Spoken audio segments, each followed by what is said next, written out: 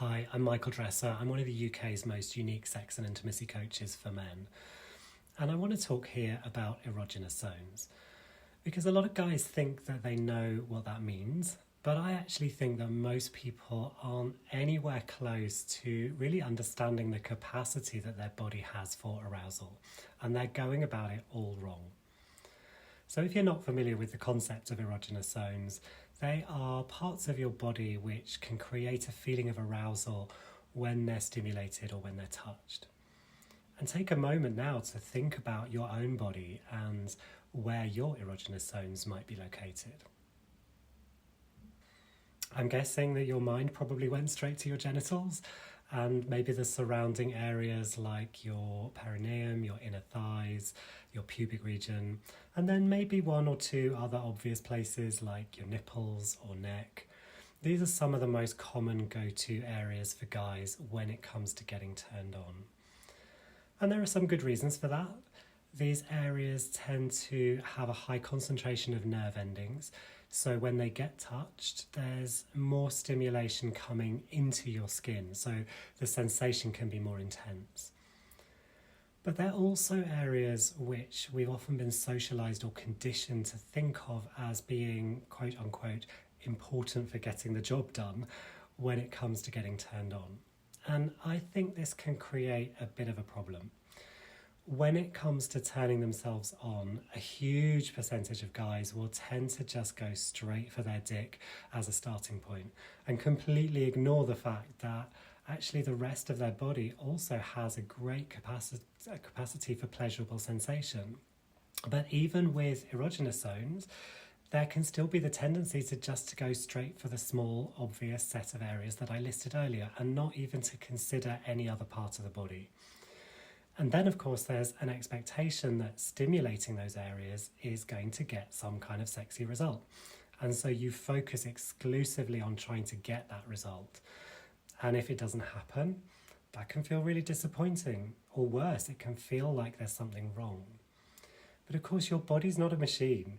It's not designed to produce a cookie cutter result every single time. If I touch X like Y, then I get result Z. How much pleasure you feel in any given moment will depend on all sorts of things other than just the way your skin is being touched. I mean, think about it. If you go for a medical exam which involves genital touch, it's not guaranteed that you're going to get turned on. In fact, it's probable that you won't, because the context of being on a doctor's exam table is completely different from being in bed with a lover.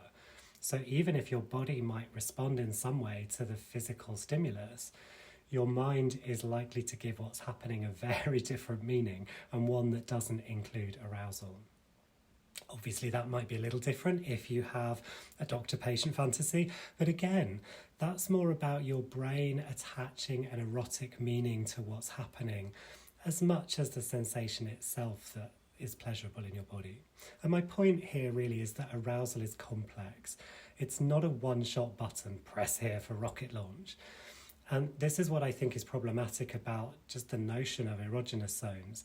They can actually limit our capacity for feeling an authentic response. Most guys tend to approach touching erogenous zones, and particularly touching our genitals, with the expectation that there's something that's supposed to happen next. To get hard, to get turned on, to get off, to come. A lot of men see the point of touching themselves in any way at all as being to produce a certain outcome. And that outcome is often a pretty narrowly defined one. How do you think about your own genitals?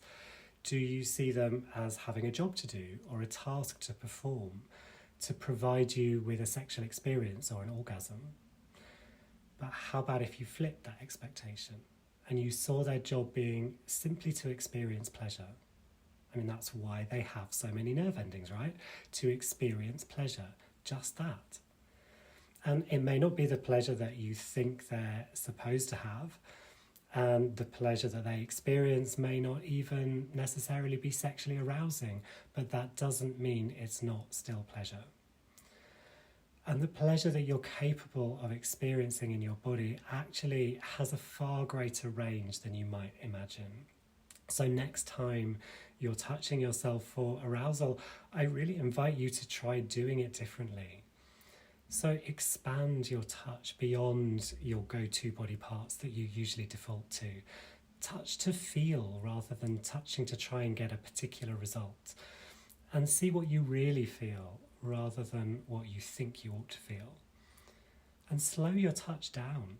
Most guys have a tendency to go hard and go fast, but the faster your speed, the less time you actually have to really feel the sensations from every single nerve ending that's being stimulated. When it comes to arousal and to your erogenous zones, if you let go of the idea that there's a task to achieve and let go of the expectation for particular outcomes, you might be surprised at how much more pleasure you actually experience. Check out my website to learn more ways you can experience your capacity for pleasure, and like and subscribe on here to stay up to date with all my tips and resources.